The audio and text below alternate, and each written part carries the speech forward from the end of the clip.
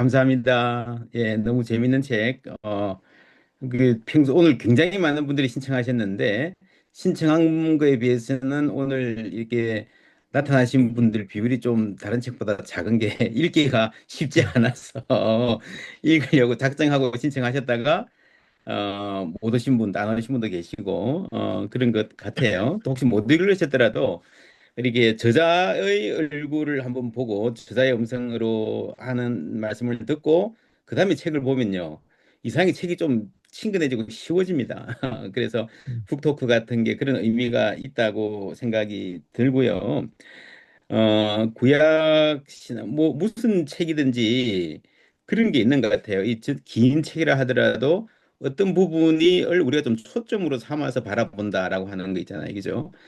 예를 들면 그리스도인들이 주로 구약을 볼 때 무엇을 중심에 놓고 보는가? 신약은 뭐 루터 같은 분들이 로마서 갈라디아서를 중심으로 놓고 보듯이 아마도 전통적으로 많은 그리스도인들이 창세기를 좋아하고 거기서 출발하고 또 이제 꽤 많은 구약학자들과 조지신학자들도 출애굽기 어, 많습니다. 조직신학에 윤미열 같은 사람 뭐 출애굽이 뭐 다 굉장히 생각보다 굉장히 구약 신학에 뿌리던 조직신학은 제가 볼 때 상당히 많다라고 생각하고요. 생각보다 그리고 용어적으로는 그 신구약 중간사라고 하는 과목도 있었고 신약 성서 배경사라는 과목이 있습니다. 조금 포인트가 달라요.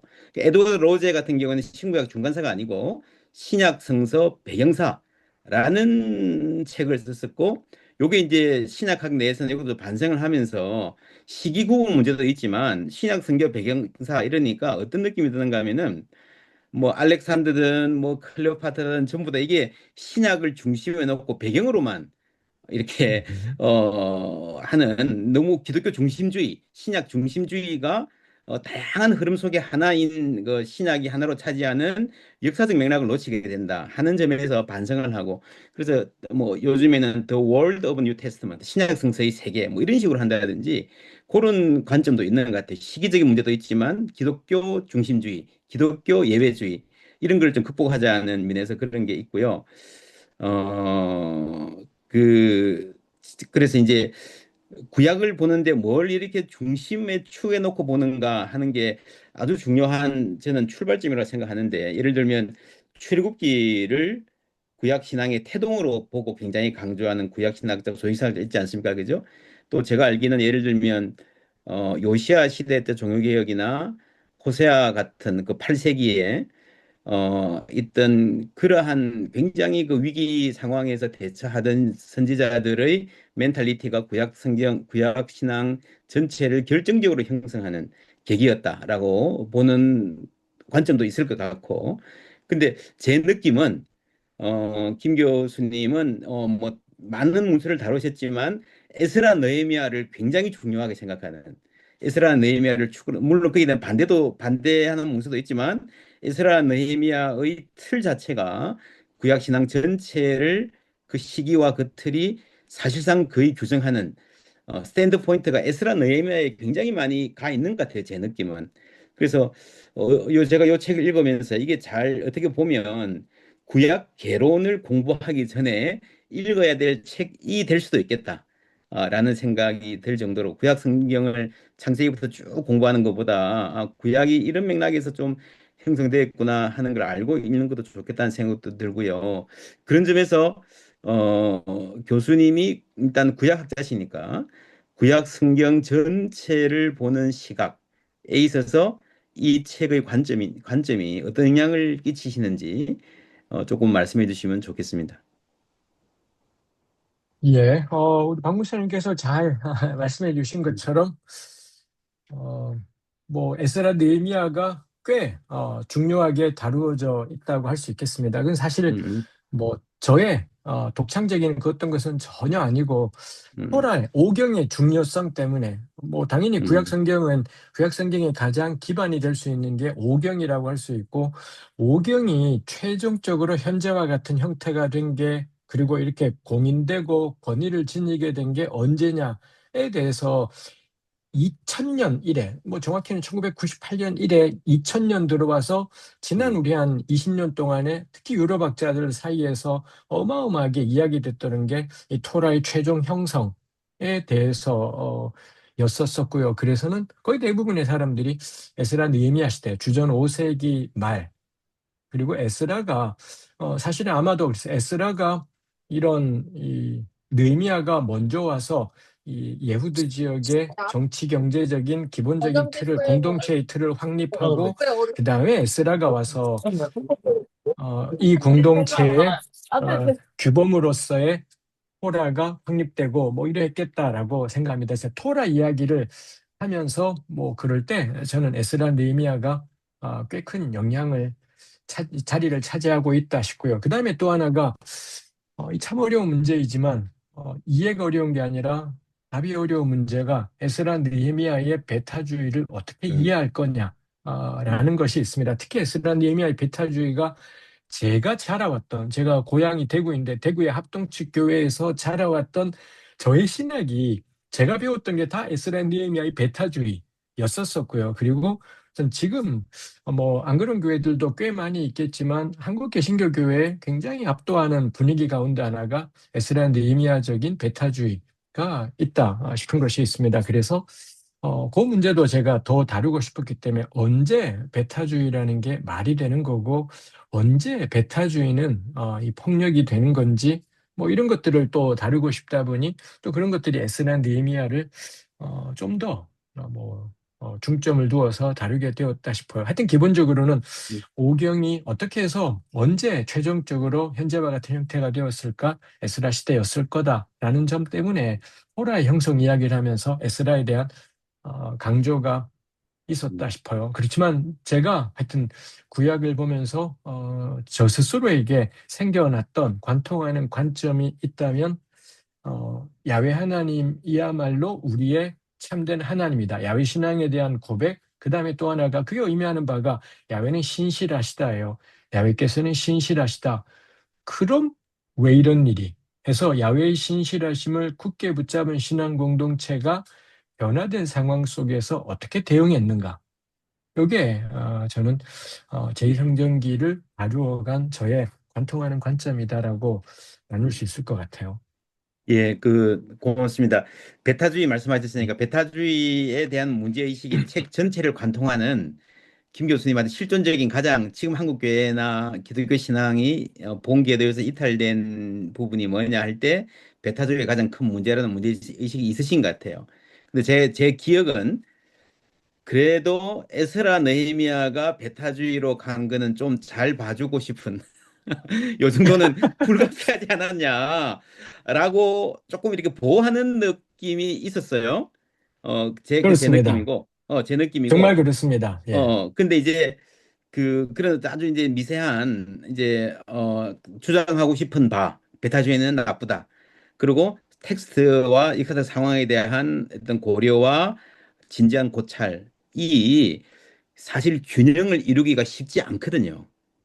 그러니까 역사적 연구인데 보면 이제 굉장히 레이블 붙이는 작업. 요거는 잘못됐고 요까지는 괜찮고 요거는 주의해야 되고 1세기에 BC 세기에 이런 경향이 한국에서 이렇게 이상하게 발견된다라고 이렇게 거의 1대1로 이렇게 대응시키는 이런 작업들이 이제 어떤 현실 목회자들이나 교회를 향해서 어떤 이렇게 열정을 가진 분들을 과 함께 나누기는 참 좋은데 그러한 의도, 한국 교회의 상황과 연결시키려는 적용하려고 하는 그런 의도가 객관적인 역사적 연구와 서술에 있어서 이렇게 충돌되는 지점이 많다. 이거 하다 보니까 약간 좀 비약이 좀 심하지 않은가?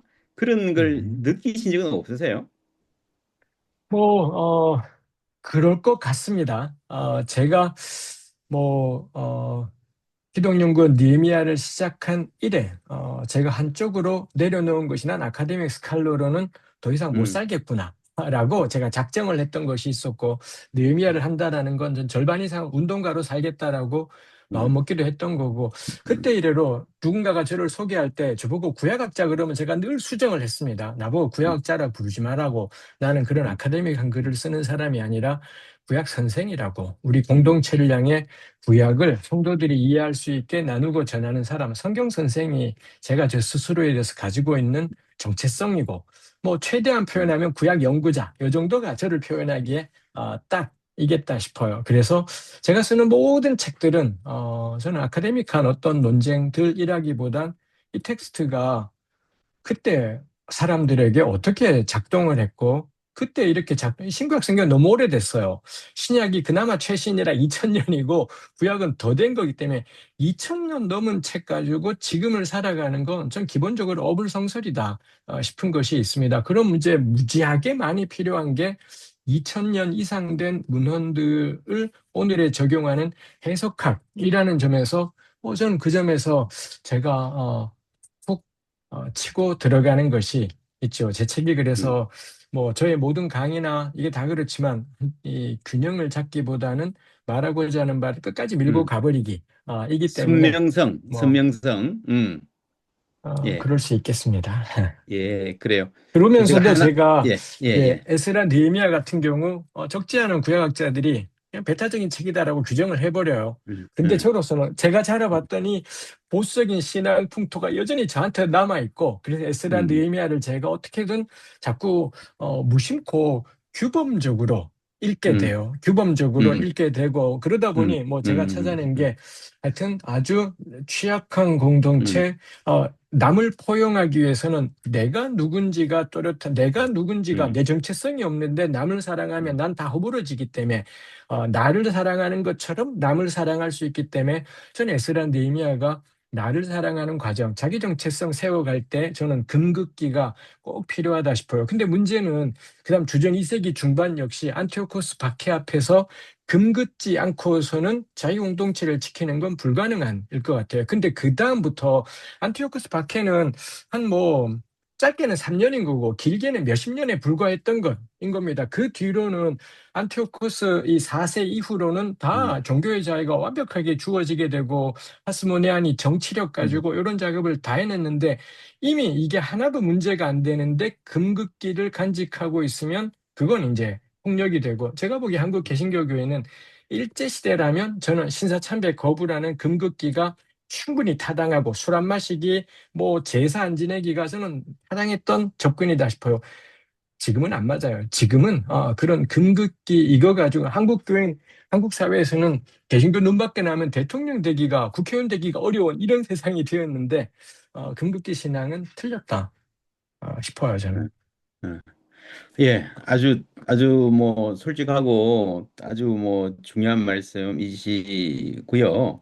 감사하고 듣고 보니 저도 이 책 보면서 다시 한번 너무 잘 배웠어요. 그러니까 마카비 혁명을 촉발한 안티오쿠스 에피파네스 4세의 그런 학정은 사실은 유대교 내에서 있는 굉장히 강력한 헬라와 드라이브의 한 파편적인 결과일 뿐이고 유대교 내에서 있었던 강력한 과격한 헬레니즘화가 문제였다라고 하는데 근데 어쨌거나 정경을 통해서 인기를 끌고 백성들의 의식을 굉장히 많이 지배한 스토리는 마카비 스토리라는 거죠. 기독교도 마찬가지. 기독교도 순교의 스토리가 그렇게 순교가 많지 않았는데 순교의 스토리 그게 뭐 비장미 때문에 그런지 그게 스토리 자체가 갖는 중요성도 우리가 놓칠 수는 없다고 생각하고요. 그 제가 음. 이제 하나 질문 드리고 다음 우리 김실 목사님께 조금 한번 여쭤보고 싶고 전체 질문하고 싶은데 2000년 전에 쓰여진 책인데 그 이상인데 사실은 이제 행엘 책에 대한 의존도가 굉장히 높으세요. 그 행엘이 1973년도 책이니까 보니까. 근데 이제 그 이후에 꽤 많은 연구들이 쌓여 있었을 텐데 그것들이 좀 어떻게 좀 반영될 수 있을까?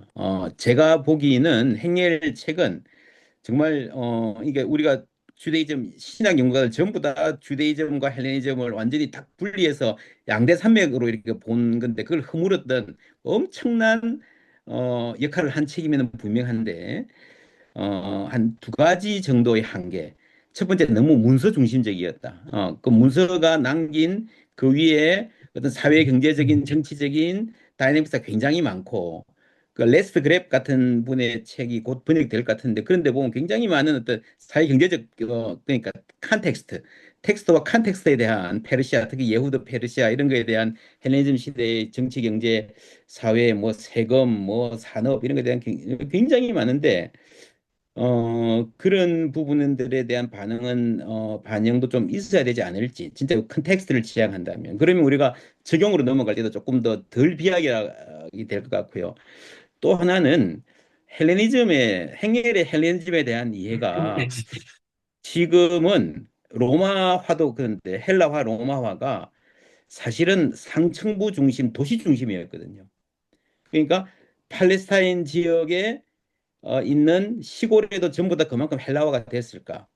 요 책에서 드는 예도 전부 다 예루살렘에 생긴 일이에요. 예루살렘 음, 제사장들, 예루살렘에 집내이즘 생기고, 예루살렘에 헬라적 학교가 생기고 하는 거는 거기만 생긴 거지. 그 넓은 유대 갈릴리 땅에 그냥 제가 보기에는 훨씬 더 전통적인 그 문화 속에 많이 남아 있었을 것 같아요. 그 음, 행렬의 음, 한계가 이제 문서 중심이다. 두 번째는 도시 중심의 상층부 중심의 과도한 헬라화 경향, 뭐 사실 그런 헬라화 안 된 부분이 있었기 때문에 마카비 혁명도 가능했겠죠, 그죠? 시골에서 났으니까. 요 두 가지 정도가 있고 그런 점에서 이 책의 이제 편집하고 관련해서 보면 이 중요한 아주 재미있는 책에 지도가 하나도 없고 가계도 같은 도표도 하나도 없고 이거는 좀 약점이다. 일부러 그러셨는지 사실 요 정도면 지도라든지 예를 들어서 뭐 하스몬 왕가가 어떻게 좀 확대했고 뭐 헤로드 왕가 가계가 더 이런 것들이 조금 있으면 될 텐데 이제 교수님은 다 소화하고 잘 알고 계시니까 수술을 썼는데 읽는 사람 입장에서는 그런 것들이 조금 있으면 편집상으로 좀 도움되지 않을까 하는 생각도 해봤습니다. 음.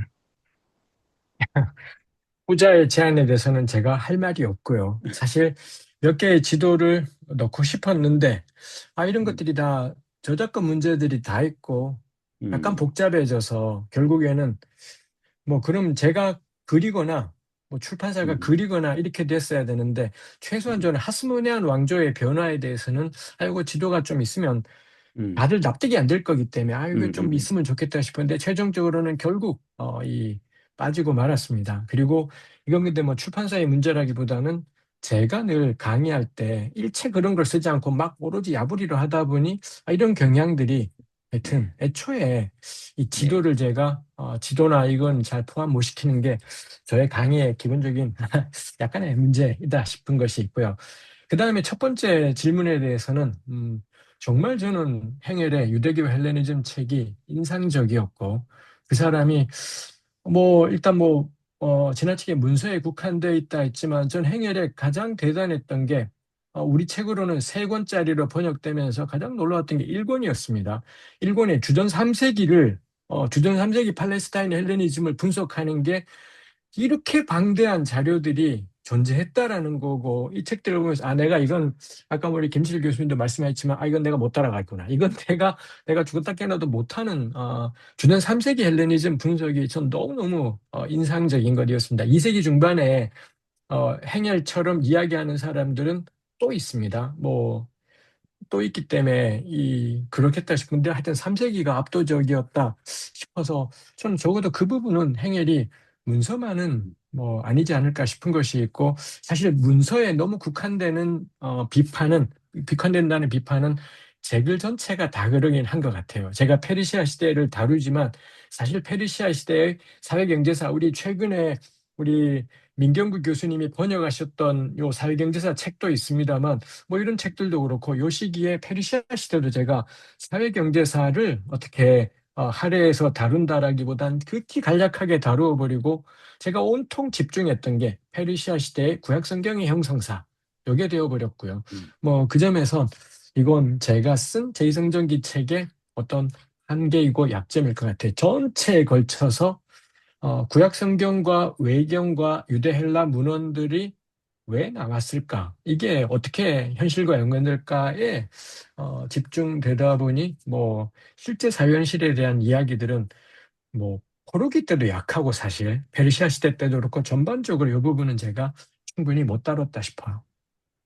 예, 다음에 계속 소개하는 거 기대하겠습니다. 교수님 음. 워낙 무슨 주제를 써도 잘 재밌게 쓰셔서 기대가 되고요. 우리 행엘의 제자, 행엘한테 직접 이제 배우신 김지철 목사님, 예, 말씀 한번 들어보겠습니다. 네. 그 우리 두 분 음, 얘기를 듣다 보니까 음, 지금 구약학자 또 신약학자 그다음에 음, 제가 볼 때는 조직신학자가 한 사람 같이 끼면 예. 되게 재밌겠다 생각이 들어졌어요. 저도 이제 신약을 하면서 늘 가졌던 고민이 두 가지가 있습니다. 역사와 신학을 어떻게 조화를 할까? 역사가 역사 실증주의로 갈 때 나타나는 위험성.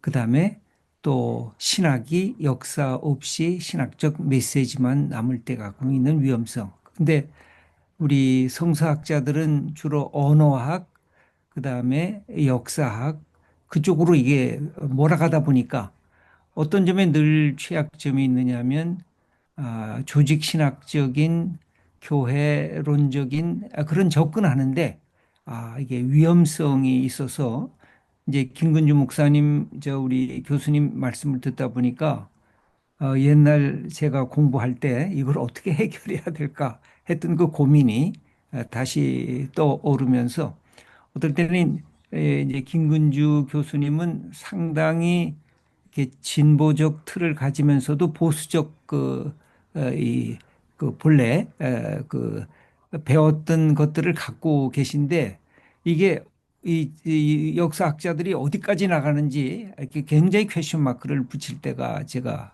많고 그다음에 아까 교의학에 대해서 문제 제기를 했는데 교의학적 범위가 그 공의와 정의라고 하는 것도 얼마나 많이 지금은 얘기되고 논의되는가.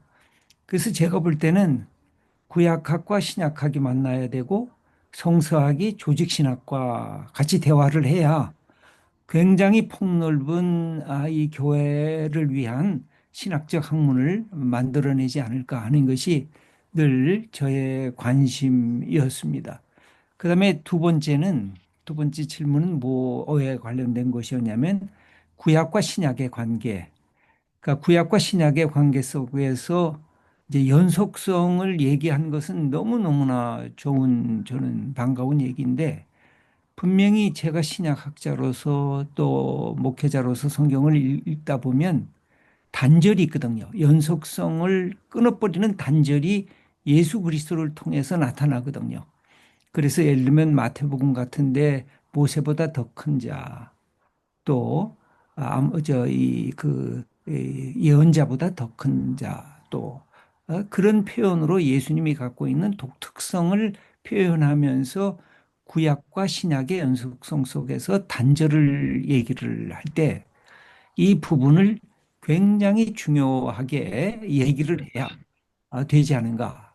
그러지 않으면 구약적인 맥락성 속에서 아까 얘기한 헬레니즘적 유대교의 그런 전승 속에 멈춰설 수 있는 위험성도 계속해서 드러나고 있는 것은 아닐까 하는 그 점이 이제 제게 많이 다가왔고 그다음에 이제 세 번째로는 뭐가 이제 했냐면 아까 마틴 행엘의 그래서 나중에 그거 할 때 저 개편 나올 때 그 맨 뒤에 예, 그 예. 참고문 안에 예, 집어넣어야 음. 될 목록, 예, 중요한 거 거기 발견하셨습니다. 예, 예 아주 제일 중요한 예, 건데 그러면서 나는 이제 뭘 하고 싶었냐면 우리 김근주 교수님이 마틴 행엘의 것들을 뽑으면서 거기에서 문제 제기를 하지 않는 쪽으로 쭉 이제 설명을 해줘서 그거를 넘어서는 것. 그래서 이 그 헬레니즘적 유대교가 이 신약 공동체 안에서도 굉장히 깊이 이제 들어오게 되는데 예수님의 말씀과 예수님의 행위 또 바울의 모습 이 연속성과 거기에 나오는 단절성은 뭐 신약학자들이 더 해야 될 부분이라고 보여지는데 그것과 다른 또 하나의 그 관점들 아까 박영호 목사님이 지적한 부분들 그런 것들을 제시를 해 주었으면 좋겠다 하는 생각이 제게 들었어요. 그래서 이제 제가 갖고 있었던 것은 신약이 갖고 있었던 독특성. 그래서 저는 늘 구약에서 신약을 봐야 되지만 그러나 더 중요한 것은 신약에서 구약을 보면서 조직 신학적인 해석을 해야 이것이 교회 공동체를 위한 살아 움직이는 신학으로 존속할 수 있지 않을까 하는 생각을 늘 하는 그런 사람으로서 우리 김근주 교수님에게 한번 음, 여쭤봅니다. 예. 예, 뭐, 하여튼 무엇보다도 해결책 참고 문헌에 꼭 집어넣는 것 하나 하고요. 그 다음에는, 어, 이 행렬에 대해서 좀 더 비판적인 시각을 가지는 것은 일단 뭐 제가 더 열심히 공부하겠습니다. 첫 번째 문제가 구약과 신약의 관계, 뭐, 요번 학기 제가 느헤미야에서도 우리 학생들 세미나를 이 주제로 하고, 그 다음에 온갖 책들을 다시 또 두루 읽으면서도, 전 참, 갈수록, 이게 좀 달라져 간다 싶은 생각이 저에게는 있습니다. 저 예수 믿고, 예수님 아니었더라면 구약 성경 안 읽었을 거다. 읽을 이유가 사실 별로 없었던 거고, 예수님 때문에 예수를 먼저 믿고 그 다음에 이제 구약을 읽게 되었습니다만 당연히 예수님과 바울은 뭐 예수님은 빼고 바울은 구약이 먼저 있고 그 다음에 이제 예수님 뭐 이렇게 되는 것이기도 하니 하여튼 이건 뭐 저의 신학의 주제이기도 하고요. 전 제가 만일 한국 교회, 느헤미야의 깃발 가운데 하나가 겁나 거창하게 한국 기독교의 재구성 뭐 이런 게 있습니다. 우리가 뭐라고 재구성을 할 수 있겠습니까? 다만 어떤 개념 하나를 바꿀 수 있다면 전 그게 재구성이다 싶은데 느헤미야 안에서 전 제가 할 역할이 있다면 구약의 위상을 저는 회복하는 것. 정말 교수님 말씀하신 신약의 관점에서 구약을 바라보는 것, 뭐 이 말씀이 충분히 동의되면서도 어, 제가 생각에는 우리네 교우들이 이미 전 그거 충분히 잘하고 있지 않나 싶은 생각이 있습니다. 제가 뭐 신학교 가기 전에 예수님밖에 없었기 때문에 그리고 뭐 제 안에 율법과 복음이라는 틀이 굉장히 견고하기도 했었었고 근데 제가 구약을 공부하면 공부할수록 우리네 교회가 하여튼 구약에는 이 그런 것 같습니다. 그래서 하여튼 저로서는 음, 하여튼 점점점 저는 내가 예수 믿는 걸로 충분하다 싶은 것이 있습니다. 예수 믿는 걸로 충분해. 가령 뭐 요한복음 4장의 사마리아 수가성 여인과 예수님의 대화가 저는 새롭지가 않다 싶어요. 이미 이거 포로기 때 다 된 고민입니다. 포로기 때 왜냐하면 성전이 없어져 버렸기 때문에 성전이 없어졌고 바빌론의 포로로 끌려가서 일시적으로 살다가 돌아올 줄 알았는데 예레미야 같은 사람이 아니야 천년 만년 살 거야 이래 버리는 바람에 성전이 없는데 그럼 우리는 어떻게 제사하지? 이거 우리 가톨릭 성경에 보존되어 있는 새 친구의 기도 이런 데 보면 하나님 우리 삶을 번제로 받아주 로마서 12장 1절입니다. 이런 표현들이 이미 나오면서 장소가 아니구나 어디에서건 야훼께 우리 영으로 마음으로 제사 이런 표현들이 이 제2정전기 시기 문헌들에 다 나온다라는 점에서 저는 이 계속 구약을 공부하다가 이 시기 공부하다가 신약을 읽을 때마다 하여튼 제가 부딪히는 답답함이 새롭지가 않네. 이제 좀 거칠게 There is nothing new in the New Testament. 뭐 이런 음, 생각이 슬금슬금 저에게는 음, 계속 있습니다. 그래서 이게 제가 박영욱 목사님도 잘 아시고 교수님도 아시지만 제가 막 음, 극으로 막 가버리는 것이 있다 보니 제가 우리 교회 공동체에서 여전히 청년부 교육자로 사역을 하고 있으면서 우리 교우들을 만나면서 좀 음, 붙잡고 하는 건 이겠습니다만 하여튼 저 음, 개인적으로는 저는 우리의 문제는 예수님의 시각으로 구약을 충분히 안 보는 것에 음, 있다라기보다는 예수님이 그렇게 중시하셨던 구약을 우리가 너무 음, 모르고 있는 것이 아니냐가 하여튼 뭐 저의 몫이다 싶다 보니 이 부분을 제가 좀 더 치중하고 있는 것 음. 같습니다. 그 최근에는 사실은 예수님이 풀리 유대인이었고 당연한 사실인데 그죠? 기독교인이 그렇죠, 그렇죠, 아니고 그렇죠. 바울도 철저하게 유대인 주다이즘에서 이해해야 된다는 게 굉장히 강하기 때문에 우리가 김건지 교수님의 스탠스가 결코 외롭지 않다. 사실은 오히려 서구 학문에서는 굉장히 하나의 주류가 되어가고 있는 상황인 것 같아요. 이제 그런데 이제 이게 우리 현실 목회자나 우리 한국의 흐름에서 어떻게 연관될 수 있을까라고 하는 게 고민인데, 우리 사전 질문에 마지막에 이런 부분이 있습니다. 현재 교회에서 통용되는 복음의 논리나 나아가서 조지신학적, 아까 조지신학적 이야기했는데 그런 논리들을 이제 그 교수님이 지금 당장 할 일은 구약의 폴신을 좀 늘리는 건데 어쨌거나 이게 늘리면서 실제로는 교회에서 가르치는 복음, 교회에서 가르치는 내용, 조직신학적인 틀 이런 것들이 영향을 받아야 되잖아요, 이죠. 그러니까 이거는 그대로 두고 구약만 많이 가르치자는 건 답은 아닐 테고 구약의 이런 신구약 중간사와 구약의 역사적인 맥락을 충분히 잘 반영한다면 그게 이제 어떤 형태가 돼야 될까 대략이라도 하는 거 하나 하고요. 요거 이제 그 나오던 질문 또 하나는 이제 김 교수님, 김지철 목사님 말씀에 이어서 질문을 약간 틀어서 해보면요. 이렇게 볼 수 있어요. 그러니까 저도 이제 신구약 중간사에 들어가서 이렇게 들여다보면 기독교는 굉장히 많은 흐름, 뭐 아까 세계 말했지만 세계보다 훨씬 많은 흐름 중에 한 지류에 불과한 거구나라고 아주 마이너한 지류에 불과할 수도 있겠구나라는 생각이 들어요. 근데 지금은 보면 어쨌거나 세계적인 종교가 됐잖아요. 그러니까 이 질문을 좀 바꿔서 하면 뭐 조금 불경스러운 접근이긴 합니다만은 AD 1세기, BC 1세기, AD 1세기로 돌아가서 다른 비슷비슷해 보이는, 뭐 크게 달라 보이지 않는 뭐 고만고만한 도토리 키재기 같은 많은 사상들이 다 면멸하고 역사 속에 그냥 사라져 버렸는데 기독교의 성공 가능성이 뭔가? 성공의 음. 이유가 뭔가? 라는 식으로 질문을 바꿔서 해보면 조금 더 이거를 다르게 접근할 수 있을 것 같은데 그거 어떻게 생각하시는지 그 두 가지 여쭙고 싶습니다.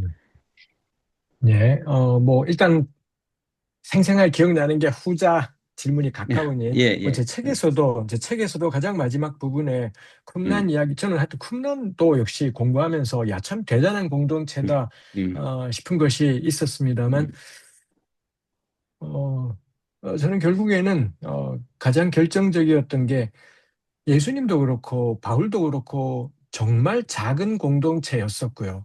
진짜 음, 새로 시작하는 진짜 한 줌도 안 되던 이런 집단이었는데 놀랍게도 이런 공동체는 보통 우리 에스라 느헤미야 이쪽 논리를 생각을 하면 일단 가장 먼저 할 일이 식구 단속입니다.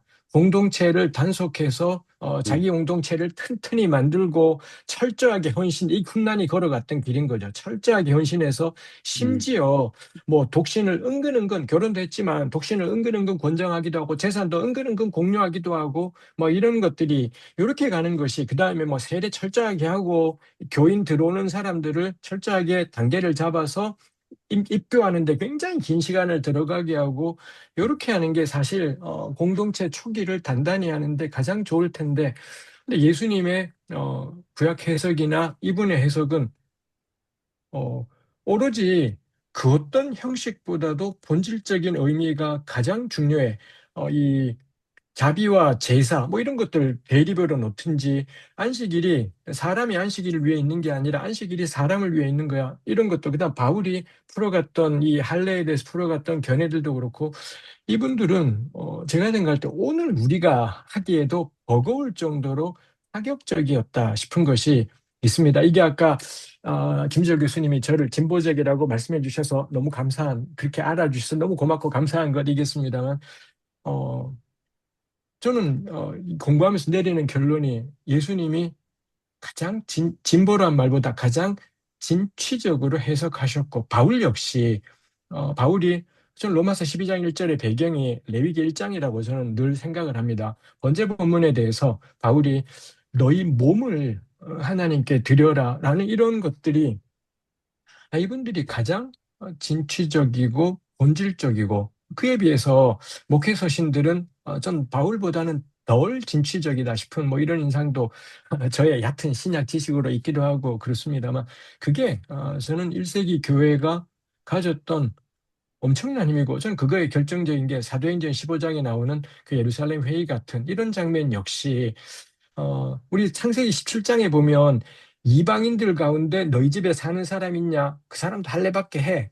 그래서 이방인 할례받게 하는 게 가장 간편한 결정이고 구약 전체와 흐름에서도 크게 문제되지 않을 결정인데 유달리 공동체는 그때 나눴지만 뭐 할례 괜찮아 이렇게 하는 것처럼 1세기 교회의 파격성은 전 놀랄만한 일이다 싶어요. 왜 이렇게 하냐 싶을 때 이분들은 두려움이 없고 우리는 너무 두렵기 때문에 어, 차이가 있지 않나 싶기도 합니다. 그 다음에 첫 번째 질문으로 정말 그렇습니다. 그래서 조직 신학이 아까 우리 뭐 박영호 목사님이 융엘 이야기도 하셨고 김철 교수님도 조직 신학이 하고 있는 참 좋은 것들이 있습니다만 제가 하여튼 문제가 되었던 건 교과서들인 것 같아요. 그렇게 가령 우리네 교회들이 이런 몰트만도 그렇고 이런 진취적이고 이런 현실과 연관되는 조직 신학에 대해서 우리네 교우들이 교회에서 얼마나 많이 듣게 되고 알게 되나 싶은 것이 있습니다. 근데 실제로 우리가 매주마다 가는 교회에서 나누어지는 설교들은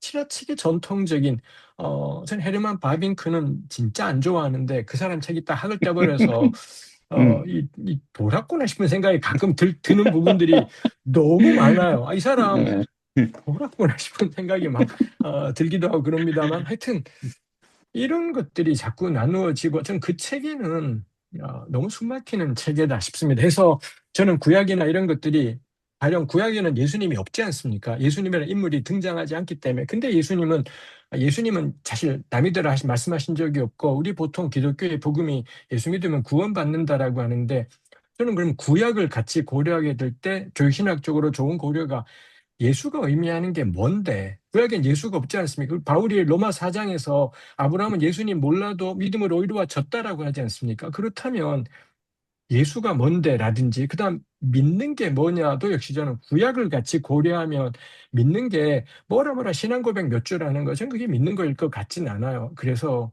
이런 거라든지 그다음에 구원받는다 할 때 구약에는 단 한 구절도 구원이 내세였던 적은 단 한 구절도 존재하지 않기 때문에 그러면 이 구약을 같이 고려하면 구원이라는 게 뭔데 싶은 거고요. 그다음에 영생이라는 이런 말씀들이 있습니다만 영생도 역시 구약은 영생에 대한 일일 기도도 나와 있지 않습니다. 창세기 3장에 에덴에 쫓아내고는 영생 끝, 너는 신경 꺼. 이 구약이 가지고 있는 전 기본 입장이기 때문에 그렇다면 영생이 하나도 없는 구약하고 영생을 약속하는 신약하고 비교해 보게 될 때 저는 이게 만약 본질적인 차이가 생겨버린다면 구약의 퀄리티 문제가 돼버리는 것이기 때문에 그렇다면 저는 구약이 있기 때문에 영생이라는 것이 죽은 다음에 죽을 때까지 안 죽는 것, 평생 몇 천 년을 사는 것 이런 게 영생이 아니구나라는 게 저는 구약과 비교하게 될 때 영생의 정의가 뭔지 이런 것들이 저는 되겠다 싶은 게 있습니다. 구약은 모든 것이 야훼께로부터 왔다 이론론이지만 신약은 명백히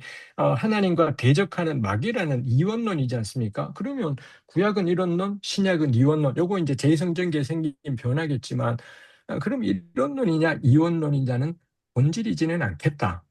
라고 생각합니다. 이론론을 통해 구약시대 고대 이스라엘이 야훼 신앙을 표현하는 게 있고 신약 성경에 있을 때는 이원론 틀을 통해 이 주대심에 대해서 표현하는 것이 있고 인거지 컨텍스트 때문에 나온 것이지 전 이론론이냐 이원론이냐가 본질일 수가 없겠구나. 이게 서로가 그래서 조응이 되면은 전 요거에 대해서도 우리가 좀 더 교회 공동체에게 체계적으로 나눌 이게 저는 교인들에게도 실제로 유익이 되겠다 싶기도 해요. 우리가 같은 주일에 듣게 되는 이야기들보단 그래서 그렇습니다. 예.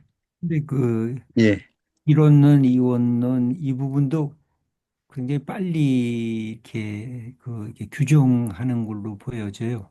그러니까 음, 신약을 이원론으로 그냥 얘기를 하면 난 그 자체가 위험하다고 보여지는데, 음, 음, 그러니까 뭐냐면 신약에서 이게 혁신적이다. 아까 예수님이 혁신적이다.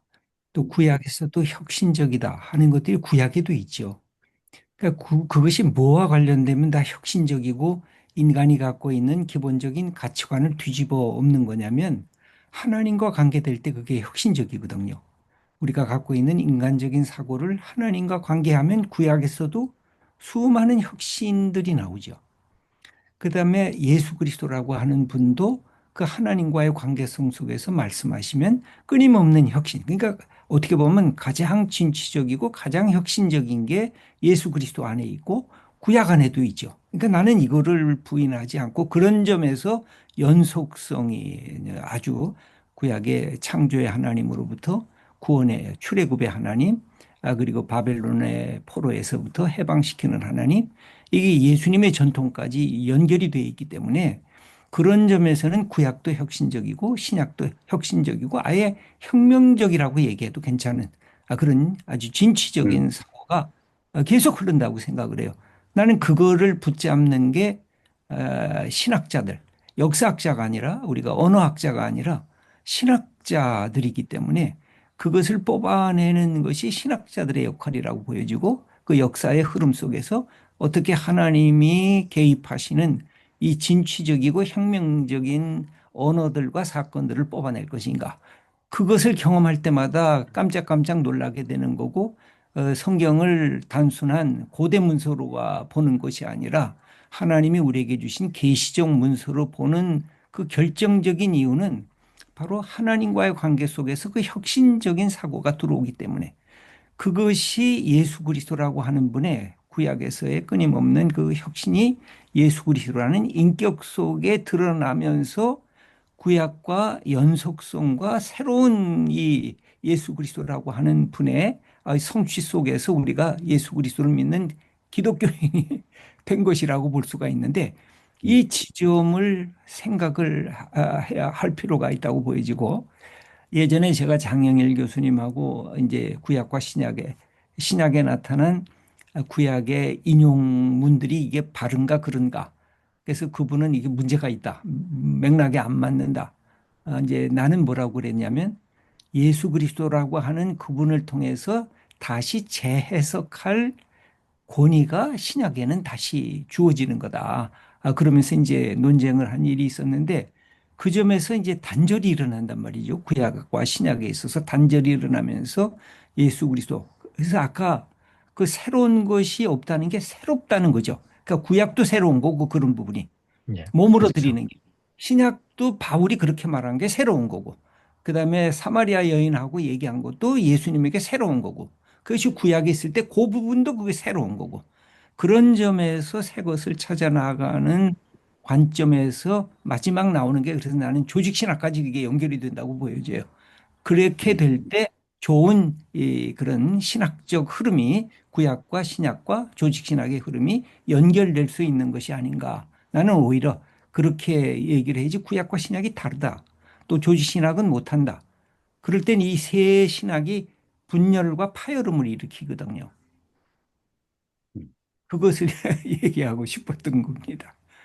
예. 예, 예, 아주 뭐, 이 굉장히 큰 주제여서 이렇게 주제를 우리가 던진 것만 해도 굉장히 기여가 있는 것 같아요. 저도 요거 관련해서 그 개인주의, 헬레니즘적 개인주의의 발흥, 이 이제 이세기행에 많이 이루어졌다라고 하는 부분은 조금 우리가 심각하게 고려하면서도 제가 보기에는 예수님 바울 시대까지 하더라도 굉장한 집단적 구원, 유대 전체의 이스라엘의 회복 이런 거를 바라지 않았나 싶어요. 주류는 저는 그런 점에서 보고요. 그거는 뭐 이런 부분들이 사실은 조신학하고 같이 이렇게 해결돼야 될 구원론이 구약과 신약의 구원론이 어느 만큼 집단적이고 어느 만큼 개인적이고 구원이라는 말을 똑같이 쓰지만 너무도 다른 내용들이 갖고 있는 거죠. 그죠? 영생도 마찬가지고 그런 거는 우리가 좀 제대로 좀 디파인 해볼 필요가 있을 것 같고요. 지금 시간이 뭐 없어서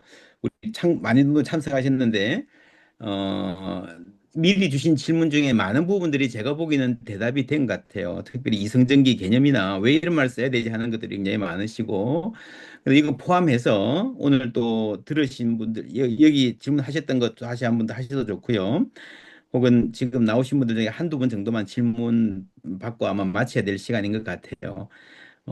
오늘 함께 해주셔서 감사한데 질문 있으신 분 이렇게 마이크 켜고 말씀해 주시면 될 것 같습니다. 손 들어 주셔도 좋고요.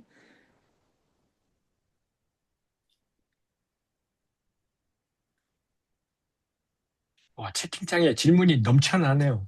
아, 그래요? 제가 뭐 교수님 김 교수님 읽어보시겠습니까?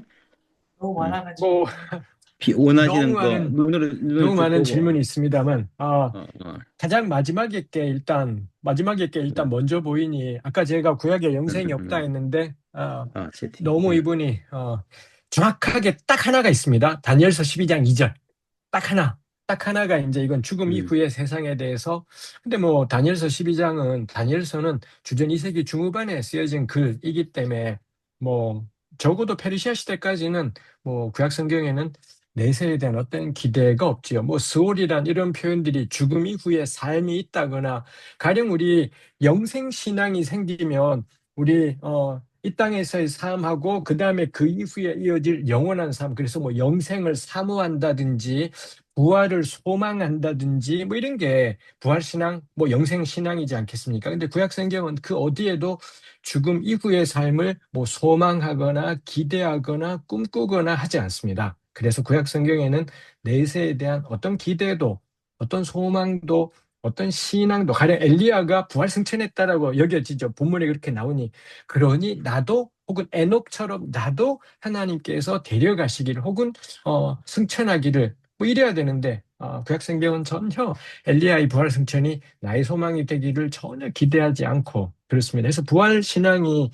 그렇다고 이게 우리가 오해되지 말아야 되지만, 그럼 제가 부활을 안 믿냐? 그게 아니라 고대 이스라엘은 그런 신앙이 없었다라는 거고요. 그럼 이런 신앙이 왜 생기냐 할 때, 제가 뭐 책에서도 다루지만 주전 2세기 중반에 박해와 연관돼서 생기는 것이겠습니다. 예, 그 김근주 교수님 쓰신 구약의 부활 신앙인가요? 구약으로 그렇죠? 읽는 부활 신앙. 예, 예. 그렇습니다. 그 책 한번 읽어보시면, 어떠신지 꽤 많은 도움이 될 것 같습니다. 구약 텍스트 자체에 그렇다는 거고, 이제 결국에는 김지슬 목사님 말씀하셨듯이 우리가 기독교인이기 때문에 구약을 읽는 거고, 구약이라고 말하는 거기 때문에 결국 교회에서 가르친 거는 신구약을 종합해서, 읽을 수밖에 없다라고 뭐 봐야 될 것 같아요. 그러나 구약 자체가 뭐라고 말하는지를 우리가 제대로 아는 건 아주 중요한 것 같고요. 예, 또 보시고 질문 보이시는 거 있으시면 하나 정도 더 말씀해 주셔도 좋겠습니다. 예, 율법과 이 조민수님께서 율법과 예, 복음으로 신약 성경을 설명할 수 없는 큰 범주를 어, 발견해야 하는 것으로 이해하는데, 하여튼 요거에 대해서 이겠습니다만, 이거는 뭐 저 이전에 이미, 왜 우리 신약학자 가운데도 리처드 헤이스, 그분이 쓴 그 음, 유명한 바울 서신에 나타난 구약의 반향, 전 음, 정말 리처드 헤이스도 그렇고, 저는 이 헤이스가 세관점 학자라고 할 수 있을지 모르겠습니다만, 하여튼 세관점 학자들도 그렇고, 저는 음, 이분들은 구약을 진짜 잘한다 싶은 것이 있습니다. 저는 음, 아까 우리 김수철 교수님 언급하신 신약의 구약 인용 주제 역시 너무 중요하고 관심 있는 주제인데, 저는 리처드 헤이스의 설명이라면 전 음, 충분히 납득할 만하다. 그리고 이분이 그 바울서신에 나타난 반향에서 로마서를 풀어가는데, 믿음으로 말미암는 의와 율법으로 말미암는 의가 동일한 개념이다라고 헤이스가 이렇게 풀어가요. 전 그걸로 충분하겠다. 너무 멋진 음, 풀이이다 싶고요. 그래서 조민수님께는 음. 헤이스의 그 바울 서신의 반향을 한번 읽어보시면 좋겠다 싶습니다. 예, 또 다만 그 이제 구약의 부활 신앙의 명백한 증거들은 좀 이게 지금 말씀하신 대로 뚜렷하게 드러나지 않지만, 한 가지 중요한, 나는 구약의 흐름 속에 죽음을 다 두려워한다는 거예요. 그러니까 죽음으로 인생이 마감하는 거.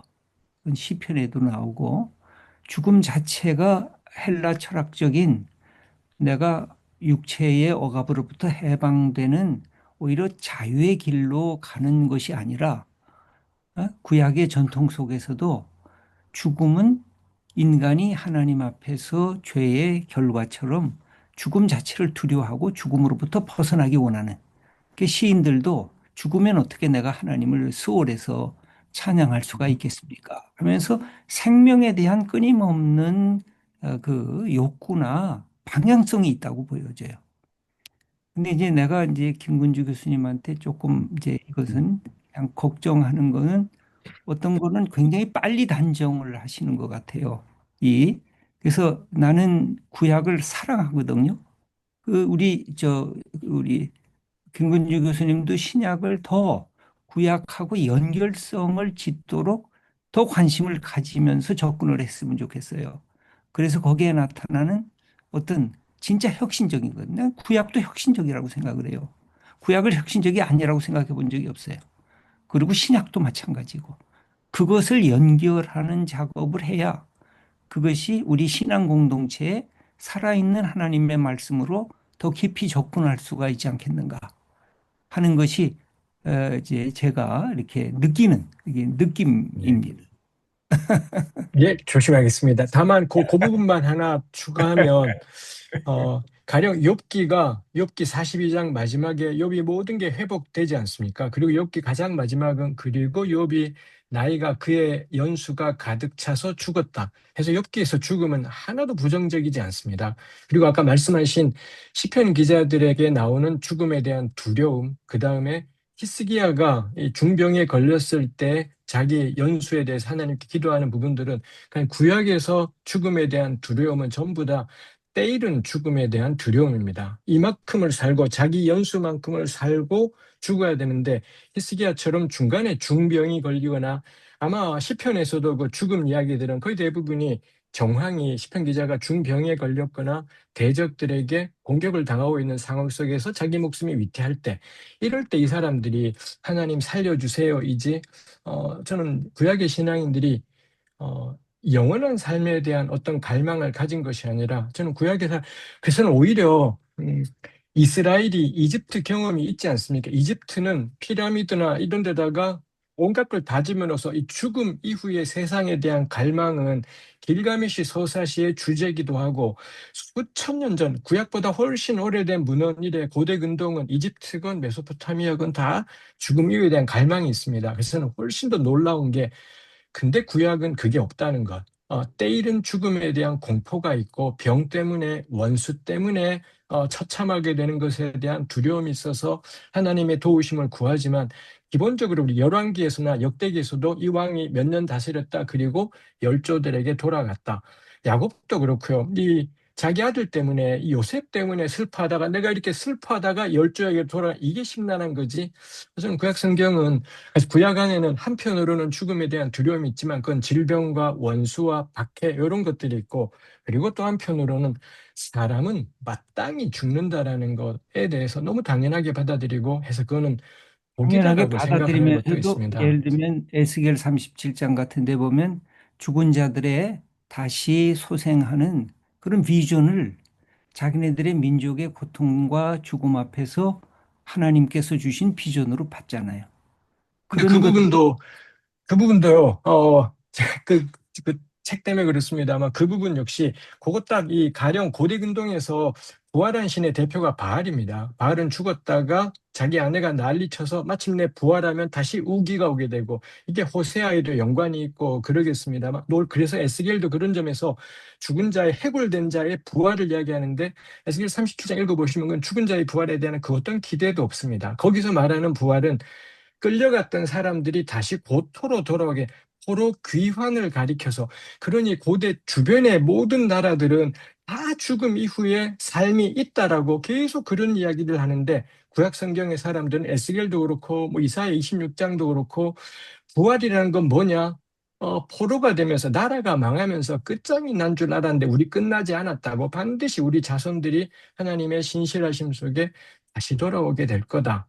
이기 때문에 저는 그래서 어, 신약이 말하는 부활 신앙이 충분히 납득이 되고 근데 이 구약을 보게 될 때 왜 보네퍼가 그랬대잖아요. 이 땅에서의 삶이 얼마나 소중하고 충만한 것인지를 알 때 내세의 부활이 이 신약의 부활이 값진지를 알게 된다라는 점에서 좀 그 점에서 구약에서 근데 신약 기자들은 구약에서 부활을 막 찾아내고 사도행전에서도 막 찾아내고 있지만 어, 저는 부활 없이 이 땅에서의 삶을 살아간 사람들을 충분히 고려할 때, 그럴 때 저는 오히려 신약의 부활이 빛나지 않겠나 싶습니다.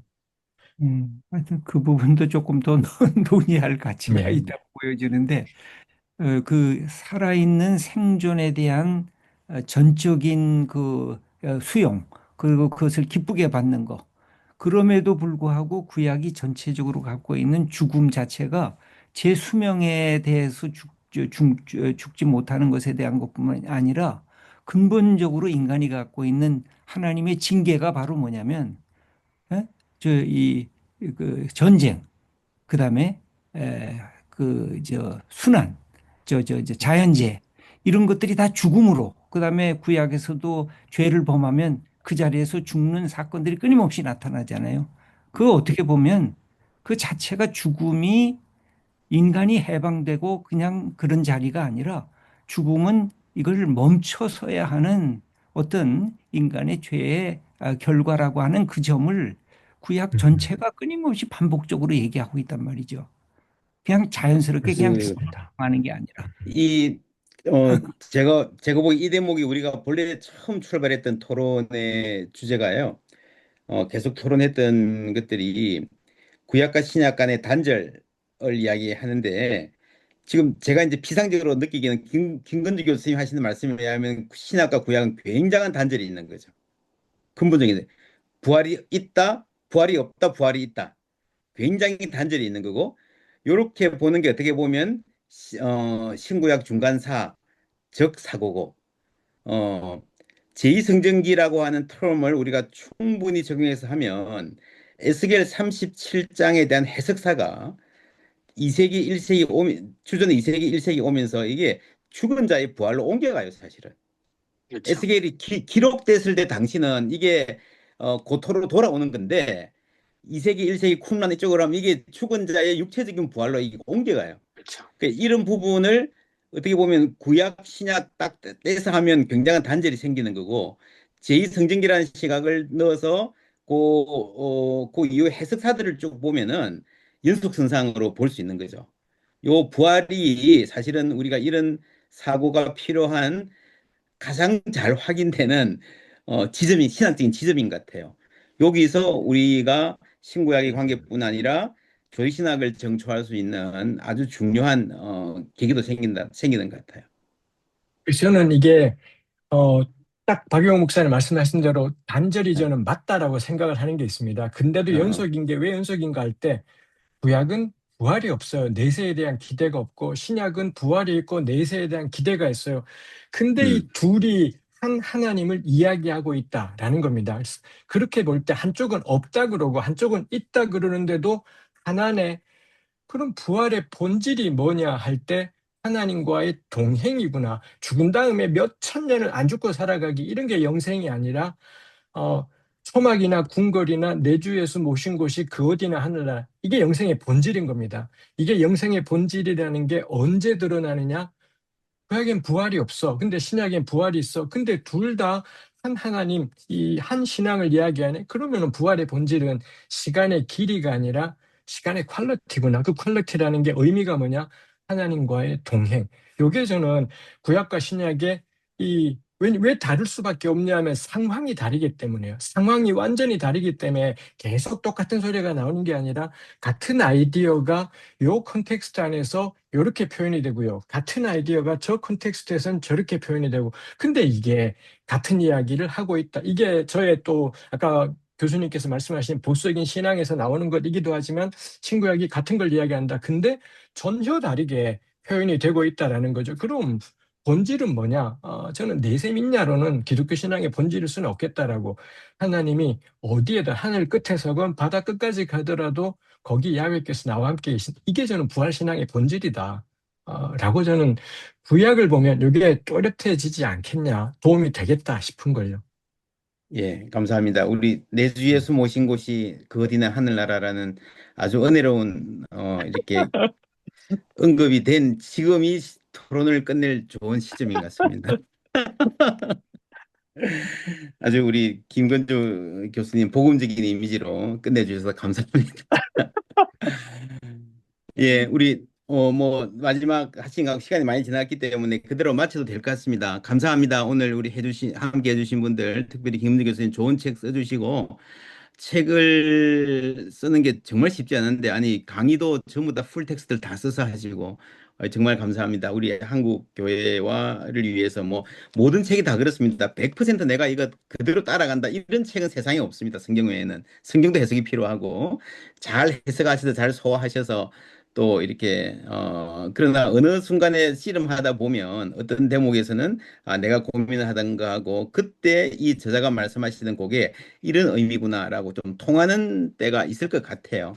그런 점에서 아주 좋은 책이고 오늘 좋은 만남이었던 것 같습니다. 함께 해주셔서 감사합니다. 우리 특별히 저자 김 교수님께 음, 다시 한번 박수 해주시면 감사하겠습니다. 감사합니다. 예.